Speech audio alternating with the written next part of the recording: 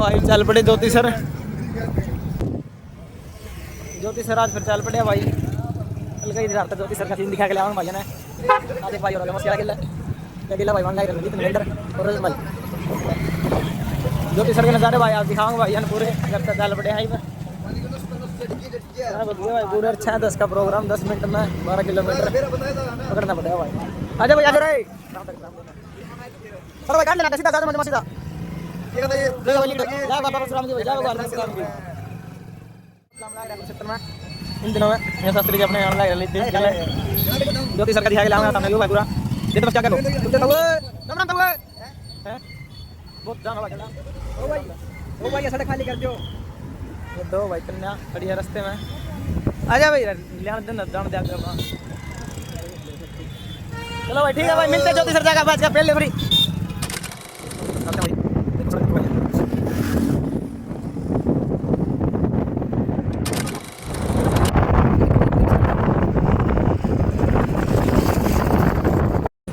ज्योति sir सिर आप दिखाऊंगा आपको डिप्रेशन का विराट रूप क्या कर रही है बाइक लगा जाए बात में गाड़ी लेकर है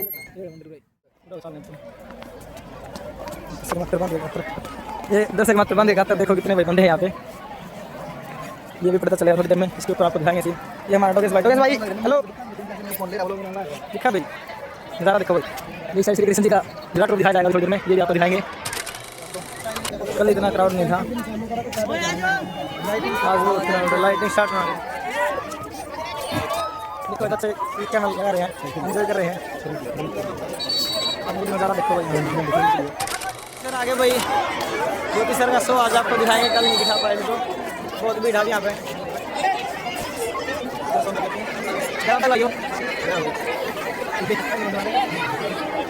क्राउड देखो भाई आज का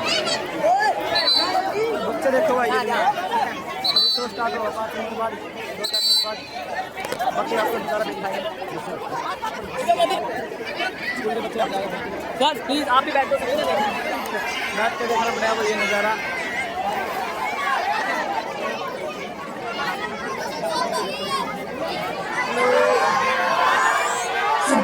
अच्छा नज़ारा चलचित्र प्रकाश ध्वनि छायाचित्र और चित्रकला के विषय में देखो याद का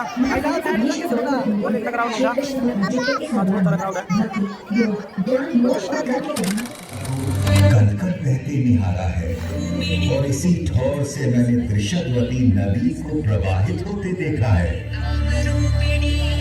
यहीं खड़े खड़े मैं साक्षी रहा हूँ ब्रह्मा जी के ब्रह्म सरोवर बनाने और उसमें नहाने का।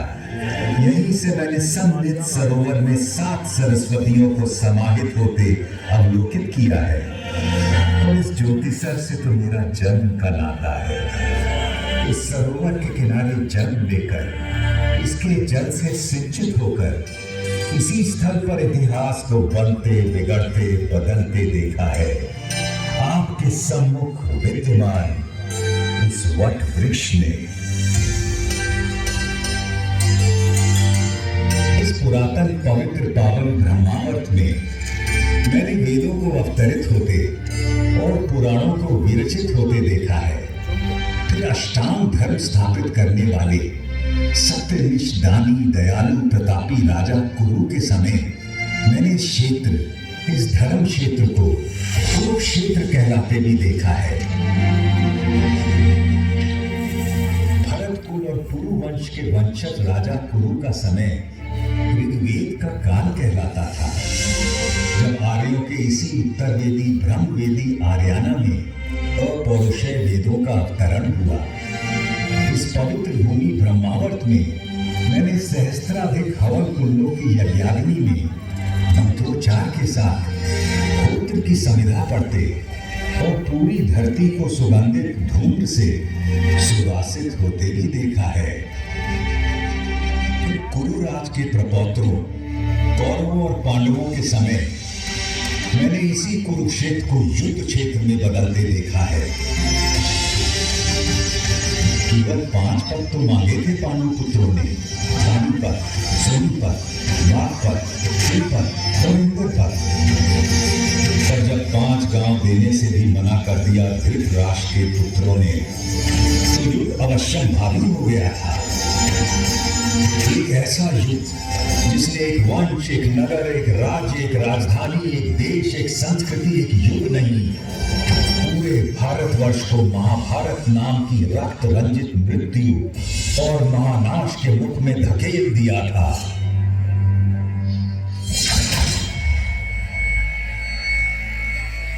सच कहें तो महाभारत का युद्ध उसी दिन शुरू हो गया था जब जुए के मादक और मारक खेल के लिए धृतराष्ट्र के पुत्रों ने पांडवों को हस्तिनापुर के अपने प्रासाद में आमंत्रित किया था। जिसे द्यूत का व्यसन हो उसे जुए की चौपट से दूर रखना असंभव होता है। पांडवों की ओर से युधिष्ठिर पासे फेंक रहे थे और कौरवों की ओर से मामा शकुनी। एक एक कर सारे गांव धन धान्य और संपत्ति पांडव हारते चले गए। दूसरे भाइयों ने बड़े भाई को आगे खेलने से रोकने के अनेक यत्न किए, किंतु जैसे ही युधिष्ठिर मानने को होते शकुनी उन्हें और उकसा देता।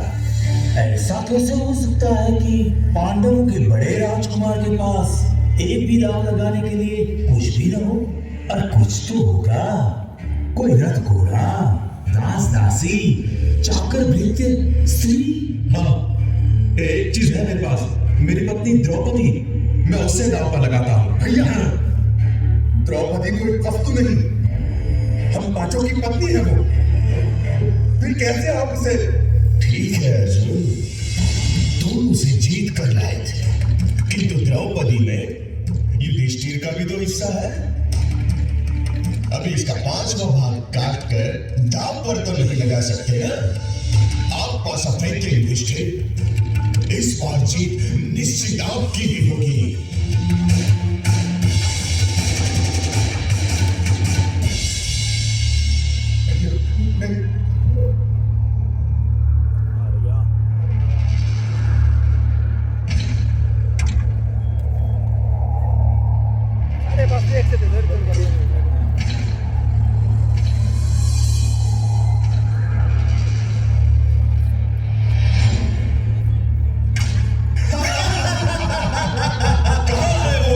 द्रौपदी, सुशासन, उसे इस दरबार में ले आओ। दुनिया तो देखे कि मैंने आज क्या जीता है।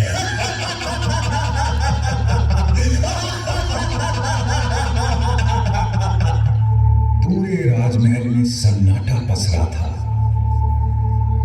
और उस नीरव मौन में केवल सुयोधन का अट्टहास गूंज रहा था। इधर सुशासन द्रौपदी को उसके केशों से घसीटता हुआ दरबार के बीचों बीच ले आया था।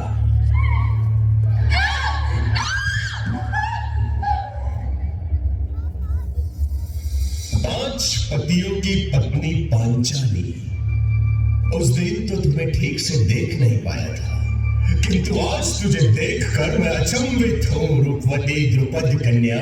अभी भी ना तूने मुझे ठीक से देखा है, न जाना है, और न तेरी हिम्मत न होती इस तरह मुझे बड़े दरबार में घसीटने की। पापी! सही तो कह रही है, अभी तूने मुझे न ठीक से देखा है, न जाना है। सुशासन, चलो निर्वस्त्र कर दो इस दासी को। बस कर सुयोधन, तेरी हिम्मत कैसे हुई मेरी पत्नी का ऐसे अपमान करने की? सुशासन, दूर हट जा। यदि तूने द्रौपदी को छुआ भी तो मैं तुझे जीवित नहीं छोड़ूंगा। धर्मराज, आप ही बताइए ना, युद्ध में हारी हुई स्त्री पर किसका अधिकार होता है? जीतने वाले का या उसे हार जाने वाले का? अपनी आंखों के सामने इतना अधर्म तो न होने दीजिए धर्मराज। मौनम सहमति लक्षण। पुत्र सुशासन, निवस्त्र कर दो इस दंभी दासी को। कैसा पाप किया है आपने धर्मराज? अपनी पत्नी को मनुष्य नहीं, एक सूक्ष्म संपत्ति समझकर दांव पर लगा दिया। रोको इन्हें अर्जुन,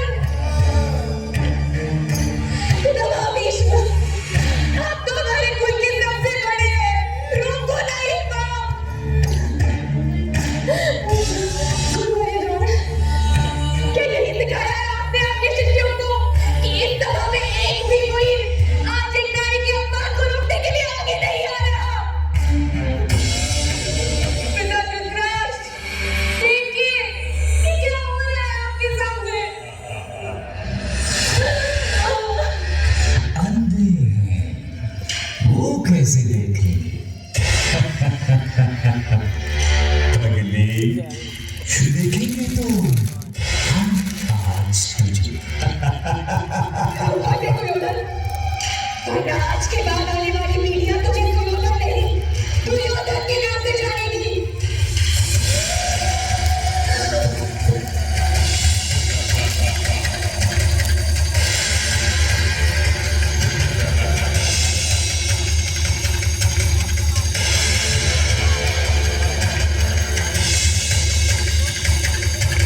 हे सखा, हे कृष्ण, हे कन्हैया, तू ही बचा सकता है आज अपनी इस सखी की।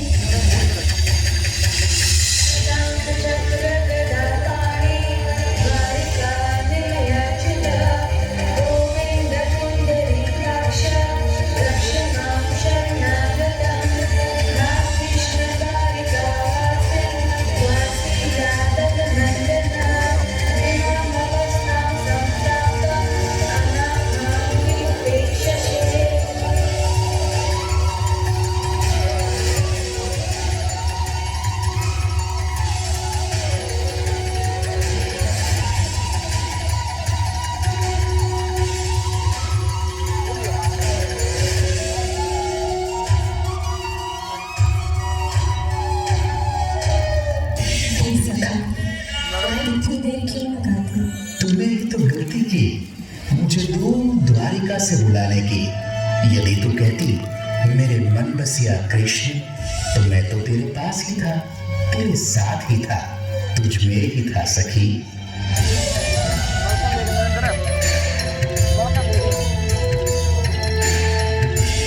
कृष्ण ने उस दिन अपनी सखी कृष्णा की लाश तो बचा ली, किंतु उस घोर पाप, इस जघन्य अपराध, संपूर्ण स्त्री जाति के इस अनादर के बाद संसार को प्रलयंकारी युद्ध से बचाना केशव के लिए भी संभव नहीं था।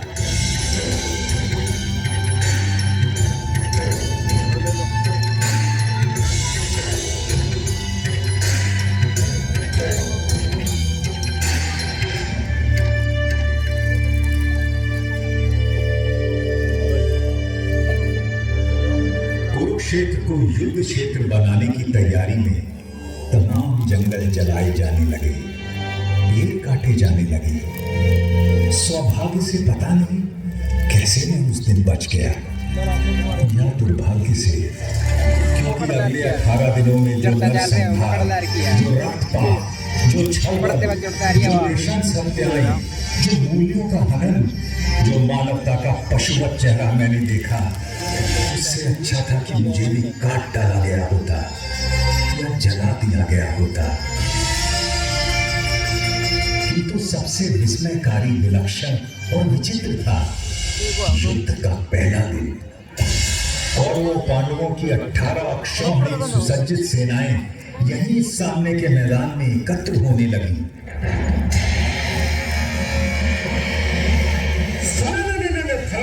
बरछों की चमक चमक, तारों की किरणों में हालों की चमक चमक,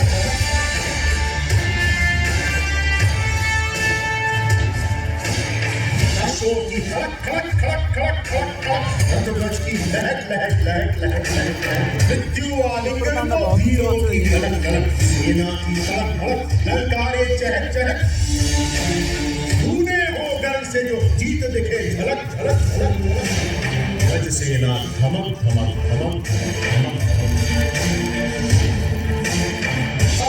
धड़क धड़क धड़क धड़क। जय जय जय गौरव कहीं पांडव जय घोष धड़क, जय जय जय गौरव कहीं पांडव जय घोष धड़क, जय जय जय गौरव कहीं पांडव जय घोष धड़क।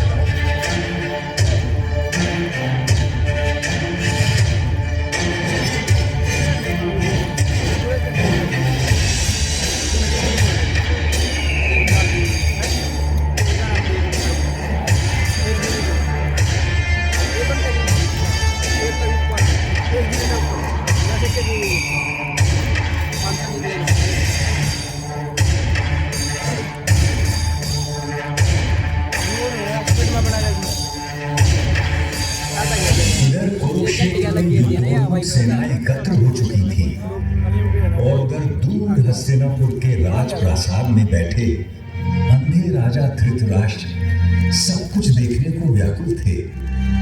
देखना तो दुर्भाग्य से असंभव था जन्मान राजा के लिए, किंतु कदाचित उनके अंधेपन की प्रतिपूर्ति के लिए ही उनके रथवाहक संजय को दिव्य दृष्टि का वरदान था, जिससे वो दूर की चीजों को देख सकते थे।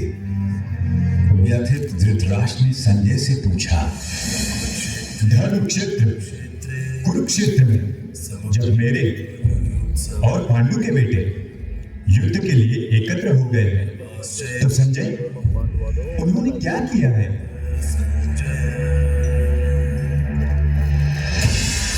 दुर्योधन को हर्षित करने के लिए कौरवों में वृद्ध महाप्रतापी पितामह भीष्म सिंह की तरह दहाड़ उठे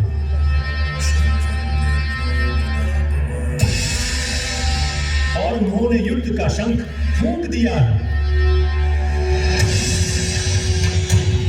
उनके इंगित पर अनेक शंख, रणभेरियां, ढोल, मृदंग और रणसिंगे एकाएक बज उठे। दूसरी ओर श्वेत अश्वों वाले बड़े रथ में आरूढ़ धनुर्धर अर्जुन और उनके सारथी माधव कृष्ण बैठे हैं। उन दोनों ने भी अपने अपने दिव्य शंख पांचजन्य और देवदत्त बजा दिए। उधर भीम ने अपना पौंड्र शंख बजाया तो युधिष्ठिर ने अनंत विजय में फूंक मारी। पांडवों की ओर से और भी अनगिनत शंख बज उठे हैं स्वामी, और उनके विस्फोटक कोलाहल आकाश धरती कंपित हो, और आपके पुत्रों के साथियों और समर्थकों के हृदय भी कांप गए हैं महाराज। जब पांडु पुत्र अर्जुन ने देखा कि अस्त्र शस्त्र चलने ही वाले हैं, तो उसने भी अपना धनुष गांडीव उठा लिया। किंतु तभी एक विचित्र बात हुई। अर्जुन ने अपने साथी ऋषिकेश कृष्ण से कहा कि वो उनके रथ को दोनों सेनाओं के बीचों बीच ले जाएं, ताकि वो देख सकें उन्हें किस किस से लड़ना है, किन्हें मारना है, किन पर विजय प्राप्त करनी है, और अच्युत उनका रथ लेकर आगे बढ़ चले हैं।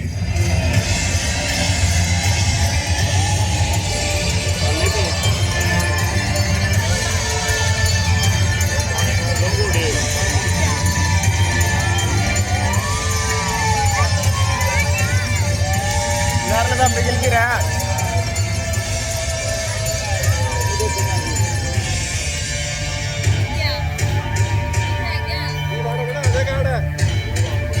अर्जुन ने देखा कि सामने भीष्म और द्रोण थे। उसने देखा कि सामने खड़े सभी शत्रु योद्धा उसके पुरखे और दादा हैं, उसके आचार्य और मामा हैं, भाई बेटे पोते और पूरे जीवन के संगी साथी हैं। उसने देख लिया कि सामने खड़े मरने मारने को आतुर लोग सब उसके अपने थे, और व्यथित होकर वो बोल उठा, कृष्ण, न मुझे विजय चाहिए, न राज्य, न सुख। हमें राज्य मिले भी तो क्या होगा? लोगों का हम क्या करेंगे? जीने में क्या रखा है? ये सब के सब मेरे आचार्य, मेरे गुरु, मेरे पितर, मेरे ताऊ चाचा, मेरे बेटे, मेरे बाबा दादा मामा पोते साले ससुर सगे संबंधी हैं। मैं इन्हें मरवाना या मारना नहीं चाहता केशव, चाहे मेरी जान भी क्यों ना चली जाए। भले ही 3 लोगों का राज्य मुझे मिल जाए, फिर तो थोड़ी सी भूमि की बात ही क्या।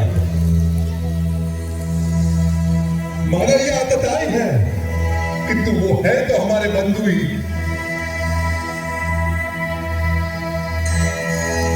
अपने कुटुंबियों को मारकर माधव हम सुखी कैसे हो सकते हैं? महाशोक की ये महापाप करने को हम तैयार हैं। राज्य और सुख के लोभ में हम अपने ही लोगों की हत्या करने को उतारू हो गए। धृतराष्ट्र के अस्त्रों शस्त्रों से सुसज्जित बेटे भले रण में मुझे मार डाले, तो भी मेरे लिए यही उचित और स्वीकार्य होगा। अर्जुन की ये विशाल योग दशा देखकर उसके साथी श्री कृष्ण कदापि चिंतित नहीं हुए, बल्कि उसकी बातें सुनकर ऋषिकेश कृष्ण कुछ हंस पड़े और अर्जुन से बोले,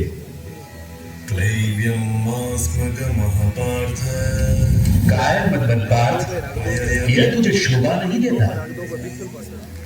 हृदय की शुद्ध दुर्बलता को त्याग दे और उठ खड़ा हो जा। तू तो परंतप है। एक पावाचा 3 पाव तेरा काम है शत्रुओं को हराना, बैरियों को मारना। इस देह में आकर हमारी आत्मा बचपन, जवानी, बुढ़ापा इन सभी अवस्थाओं को प्राप्त करती है और फिर एक देह से निकलकर दूसरे देह में चली जाती है। इस देह परिवर्तन को देखकर कोई भी दीर्घ बुद्धि व्यक्ति कभी भ्रमित नहीं होता है अर्जुन। जैसे पुराने कपड़ों को उतारकर मनुष्य नए कपड़े पहन लेता है, उसी प्रकार आत्मा भी पुराने शरीर को त्याग कर नया शरीर धारण करती है। इस आत्मा को ना तो शस्त्र काट सकता है और ना आग इसे जला सकती है, ना इसे पानी भिगा सकता है और ना ही हवा उसे सुखा सकती है। यूं सांख्य योग की बारीकियों को आगे समझाते हुए कृष्ण बोले, कुरुनंदन, इस योग में व्यवसायिक बुद्धि और कर्म निर्धारक बुद्धि दोनों एक ही है। लेकिन जो अव्यवसायी है, अकामी है, अकर्मण्य है, उसकी बुद्धि तो अनंत शाखाओं में बढ़कर भटक जाती है अर्जुन। और फिर देवकी नंदन श्री कृष्ण ने वो शब्द कहे जो आज तक हर भारतीय के मन मस्तिष्क में गुंजायमान रहते हैं। तेरा अधिकार केवल कर्म पर है, फल पर कभी नहीं। तू कर्म करते समय फल की इच्छा कभी मत कर और कर्म से कभी मुंह भी मत मोड़। काश की मनुष्य ये बात हम पेड़ों से समझ लेते, जो सारे संसार को, मनुष्यों, पशु पक्षियों को निरंतर फल देते हैं, किंतु स्वयं उस फल के भोग के बारे में कभी नहीं सोचते। वरना तो सारे जंगल, सारे पेड़ पौधे, सारी वनस्पति कब की नष्ट हो जाती और उसके साथ संसार में संपूर्ण जीवन भी।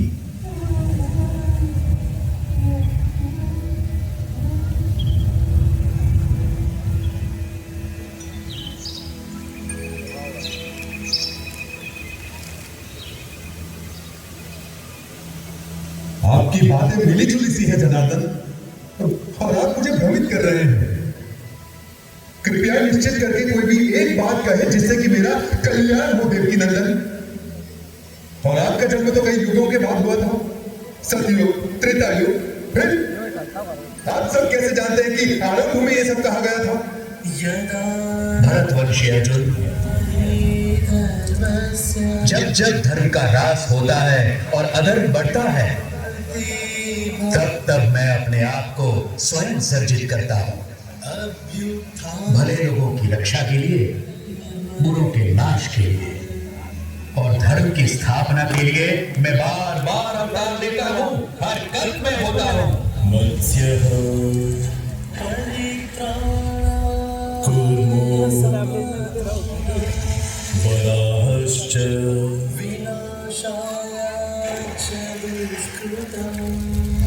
नृसिंहोऽवतः वामनः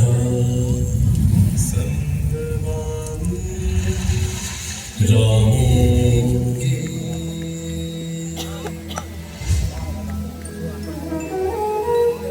रामश्च चतुर्दशः। अर्जुन के सीधे संशय के बाद भगवान ने उसे ध्यान योग के बारे में इस प्रकार बताया। श्रद्धावान, खोजी और इंद्रियों को जीत चुके व्यक्ति को ही ज्ञान प्राप्त होता है और ज्ञान प्राप्त होने के बाद उसे शीघ्र ही परम शांति मिल जाती है। हरे कृष्ण, आपने कर्मों से संन्यास की और फिर कर्मों के योग की भी प्रशंसा की। इनमें से सचमुच कौन सा हितकारी है? कृपया निश्चित करके मुझे समझाइए। अर्जुन, अपना उद्धार अपने आप ही किया जा सकता है, स्वयं को कभी गिराना नहीं चाहिए। हम अपने मित्र भी स्वयं ही हैं और स्वयं ही अपने सबसे बड़े शत्रु भी। जो बहुत खाता है ना तो योग उसे मिलता है और ना ही उसे जो बिल्कुल नहीं खाता।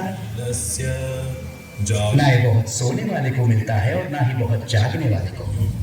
जो यथा योग्य खाता है, जो यथा योग्य पैदल चलकर विहार करने आता है, कर्म में यथा योग्य प्रयास करता है, जितना सोना चाहिए उतना सोता है, जितना जागना चाहिए उतना जागता है, ऐसे योगी का योग ही दुखों का नाश करता है। यही तो विलक्षणता थी श्री भगवान के उद्गारों की, जिसमें जीवन के प्रत्येक पहलू की बात समाहित थी। परंतु अर्जुन ने फिर एक प्रश्न किया। कृष्ण मन चंचल तो होता ही है, वो शक्तिशाली और कठोर आदताई भी है। उसे बस में रखना तो हवा को रोक कर रखने जैसा कठिन लगता है मुझे। निसंदेह महाबाहु, निसंदेह मन बहुत चंचल है और उसे बस में करना बहुत कठिन। किंतु कौन्ते, अभ्यास और वैराग्य से इस चंचल मन को भी वश में किया जा सकता है। इस तरह श्री कृष्ण ने अर्जुन को आश्वस्त किया। वो मूर्ख लोग मेरा तिरस्कार करते हैं, मेरा महत्व घटाते हैं, जो ये समझते हैं कि ये समस्त भूत प्राणियों का महेश्वर और अजन्मा मैं इन सभी कार्यों को करने के लिए इस मानव देह पर आश्रित हूं। वो मेरे परम भाव, मेरे परमात्मा तत्व को न जानते हैं न पहचानते हैं। किंतु मैं पत्र, पुष्प, फल, जल, जो कोई भी मुझे भक्ति भाव से अर्पित करता है, मैं ऐसे भक्त का हर उपहार बिना किसी भेदभाव के स्वीकार करता हूं। ये सब जो आपने मुझे बताया है केशव, उसे मैं 100% सच मानता हूं। आपका रहस्य ना तो देवता जानते हैं और ना ही दानव। किंतु अपना योग और विभूति एक बार फिर से और विस्तार पूर्वक बताइए ना जनार्दन, क्योंकि आपकी वाणी और वचनों को सुनकर मुझे तृप्ति नहीं होती। अर्जुन के इस प्रश्न के उत्तर में श्री कृष्ण ने उसे विश्व रूप दर्शन योग के बारे में ज्ञान दिया। आकाश में सहस्त्र सूर्य एक साथ निकल आए तो उनका संवेद प्रकाश भी उस महात्मा की दबक की बराबरी शायद ही कर सके। इसलिए तो उठ, यश कमा, शत्रुओं को जीत, इस समृद्धशाली राज्य भोग। इन सबों को तो मैंने पहले ही मार दिया है, तुझे तो बस निमित्त बनना है पांडव। मेरे पास केवल वो लोग आ सकते हैं जो अपने समस्त कर्म मुझे अर्पित कर देते हैं, जो मेरी ओर उन्मुख हो, जो मेरे भक्त हो, जो इस संसार के सभी भूत पदार्थों और प्राणियों के प्रति शत्रुहीनता की भावना रखता हो। केवल वो ही मुझे प्राप्त कर सकता है पार्थ। शनय शनय अर्जुन का मन कुछ स्थिर होने लगा और जिज्ञासु होकर उसने श्री कृष्ण से पूछा कि कुछ भक्त हमेशा सतत उनकी उपासना करते रहते हैं और अन्य उनको अक्षर और अव्यक्त मानकर उनकी उपासना करते हैं। अब प्रश्न ये है कि इन दोनों में से वो स्वयं किसको अच्छा योगी मानते हैं। भगवान ने बड़े धीरज से उत्तर दिया। मेरा वो भक्त मुझे प्रिय है जो द्वेष नहीं करता, जो समस्त भूत पदार्थों और प्राणियों का मित्र है, जो सब पर करुणा करता है, जो निर्मम है, निर्मोही है, निरंकार है, जिसमें मैं नहीं, जो अपने को कर्मों का कर्ता नहीं मानता, जो सुख और दुख दोनों को एक समान समझता है, जो क्षमा से भरा हुआ है। मेरा वो भक्त मुझे प्रिय है जो संतोषी है, सदा योगी है, आत्मा को जीतने वाला है, इरादों का पक्का है और मन बुद्धि सब मुझ पर अर्पित करता है। जनार्दन, बहुत से लोग जो शास्त्र में बताए गए तरीके से हटकर पूजा यज्ञादि करते हैं, उनकी आस्था कैसी है? भारत, सबकी श्रद्धा अपने अपने व्यक्तित्व और स्वभाव के अनुरूप होती है। मनुष्य श्रद्धा का पुतला है, जिसकी जैसी श्रद्धा होती है वैसा ही वो होता है। अर्जुन ने एक अंतिम प्रश्न किया। महाबाहु ऋषिकेश केशिसूदन, मैं संन्यास का और त्याग का तत्व भी जानना चाहता हूँ। इनमें से सचमुच कौन सा हितकारी है ये भी समझना है मुझे। कवि, मेधावी और विद्वान एक बात अच्छी तरह से जानते हैं कि संन्यास उन कर्मों का परित्याग है जो फल की कामना से किए जाते हैं, और दूसरे विवेचक सभी कर्मों के फल के त्याग को ही त्याग मानते हैं।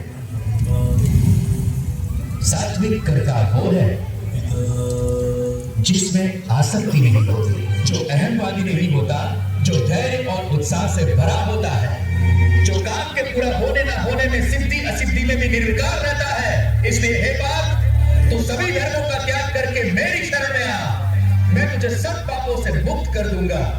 तू शोक मत कर। पांडव श्रेष्ठ महाबाहु अर्जुन। अच्छा, आपकी कृपा से मेरा भ्रम नष्ट हो गया है, स्मृति वापस लौट आई है, संदेह दूर हो गए हैं, और अब मैं दृढ़ हूं कि अब से आपका कहा करूंगा। अर्जुन के मन से विषाद, करुणा, ग्लानि, शंका और निराशा छूमंतर हो गए, और अर्जुन ने अपना गांडीव उठा लिया और प्रत्यंचा तान दी। अब महाभारत होने को कोई नहीं रोक सकता।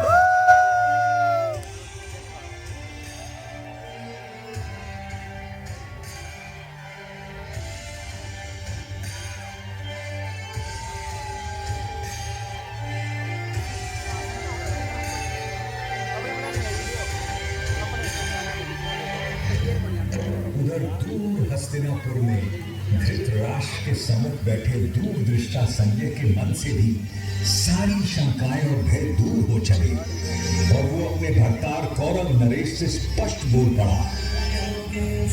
जहाँ योगेश्वर श्री कृष्ण, धनुर्धर अर्जुन, वहीं लक्ष्मी हो, वहीं विजय हो, वहीं कल्याण हो, वहीं अचल नीति का व्यवहार हो।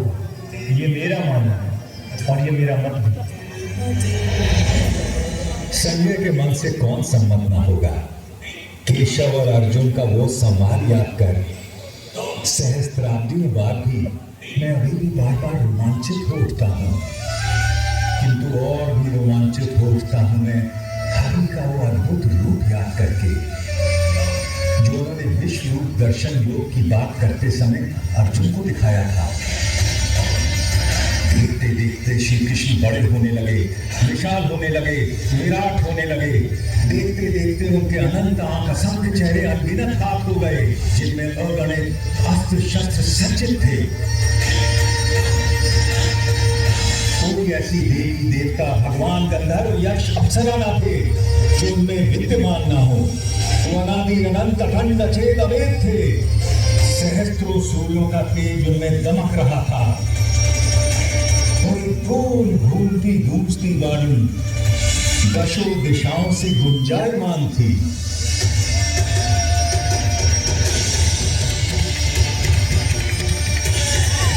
मैं अक्षर हूँ, अनिर्देश्य हूँ, अव्यक्त हूँ, सर्वज्ञ हूँ, चिंतन से परे कूटस्थ हूँ, अचल हूँ, हूँ। मैं ही भूतों के भीतर स्थित आत्मा, उनका निजित्व, उनका अपनापन हूँ।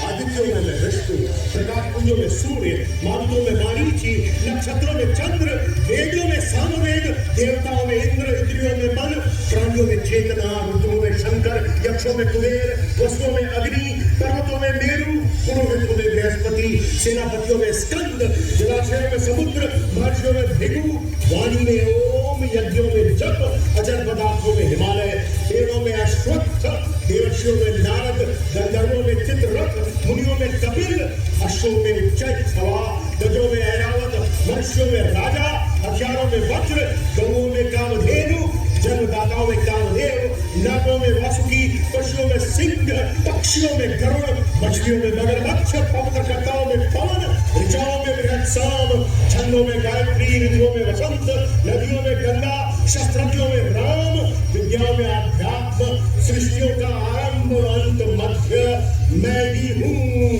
तभी समाप्त होने वाला काल भी मैं हूँ पार्थ, सबका हरण करने वाली मृत्यु मैं हूँ, तो भविष्य में होने वाले जन्मों का कारण भी मैं ही हूँ।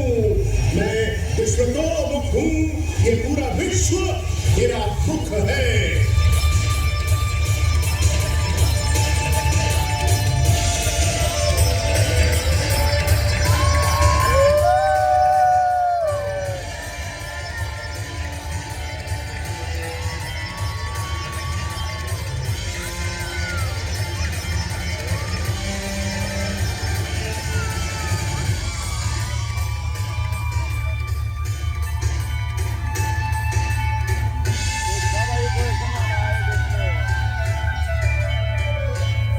देखिए भाई ललित है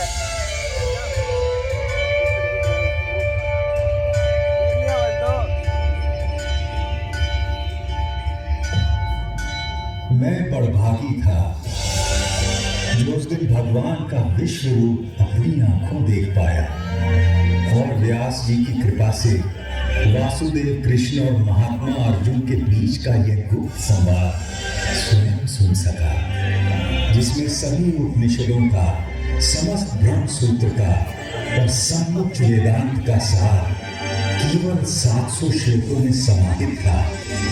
तभी तो कहते हैं कि जिसने इस उपनिषद ब्रह्म विद्या योग को जान लिया और श्रीमद् भगवद गीता को मान लिया, वह वास्तव में विद्वान, सचमुच में सर्वज्ञ और यथार्थ योगी बन जाता है।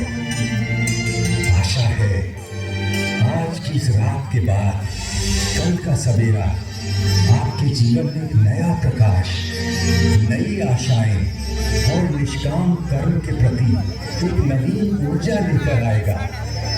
तब तक मैं केवल इतनी ही कामना करूंगा, सब सुखी हो, निरोगी हो, कल्याण हो सबका और कोई दुख न भोगे।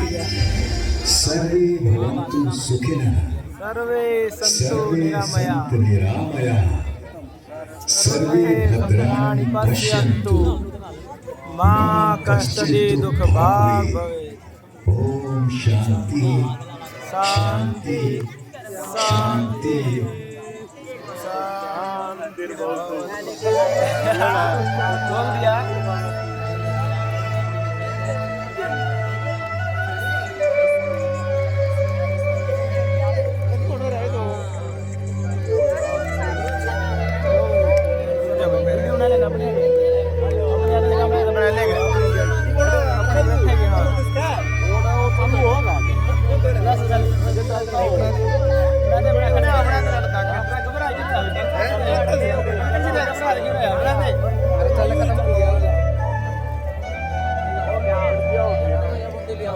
खत्म हो गया, चलो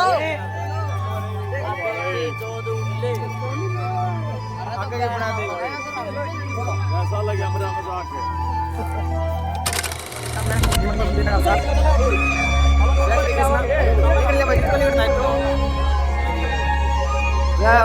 भाई बहुत आनंद आया भाई, बहुत ज्ञान की बातें भाई, बहुत ज्ञान की अच्छी अच्छी बातें। साहिल भाई अपने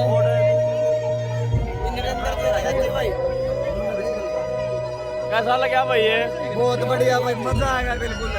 ये शास्त्री जी लेके आए भाई, ये नेतृत्व कर रहे हैं हमारा। ये मना कर रहे थे भाई, ये मैंने को जबरदस्ती लेके आया हूँ यहाँ पे। बहुत बढ़िया लगा, ये बोल रहे हैं भाई, बहुत अच्छा लगा हमारे को, बहुत अच्छा भाई। जय हो कृष्ण भगवान की, जय श्री कृष्ण, जय श्री कृष्ण।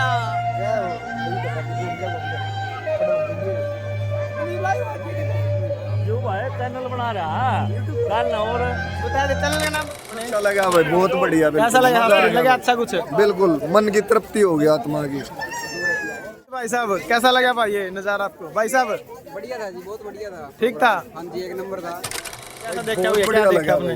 नजारा देख के, भगवान कृष्ण ने ऐसी ऐसी बातें बताई, बहुत बढ़िया। बिल्कुल जीवन में काम आने वाली बातें थी कुछ? बिल्कुल काम की बातें बताई गई है, सारी की बताई गई है नहीं बताई गई? बिल्कुल आत्मा खुश हो गई। एक एक बात ऐसी बताई भगवान ने, बहुत बढ़िया। दिल खुश हो गया भाई है? बिल्कुल दिल गार्डन गार्डन हो गया। बिल्कुल भाई, दिल बहुत खुश हो गया भाई। गीता ज्ञान प्राप्त करके भाई बहुत खुशी हुई। बिल्कुल भाई, बहुत मजा आया भाई, बहुत मजा आया। जितना मेले आत्मा खुश होगी। बिल्कुल मेले में घूमने में इतना मजा नहीं आता भाई, जो ये सीन देखने में आता मजा, ये ज्ञान, इस ज्ञान में जो मजा है ना भाई कहीं पे नहीं मिलेगा वो मजा। जिस उद्देश्य से हम यहाँ पे कुरुक्षेत्र में आए थे ना, वो उद्देश्य हमारा पूरा हो गया भाई। बिल्कुल आत्मा खुश होगी। अभी तक हम गीता जयंती में घूमे नहीं है, फिर भी भाई बहुत अच्छा लगा आज ये नाइट का शो देखा हमने ज्योतिसर में, बहुत मजा आया। यहाँ पे भगवान कृष्ण ने अपना विराट स्वरूप दिखाया था अर्जुन को। ये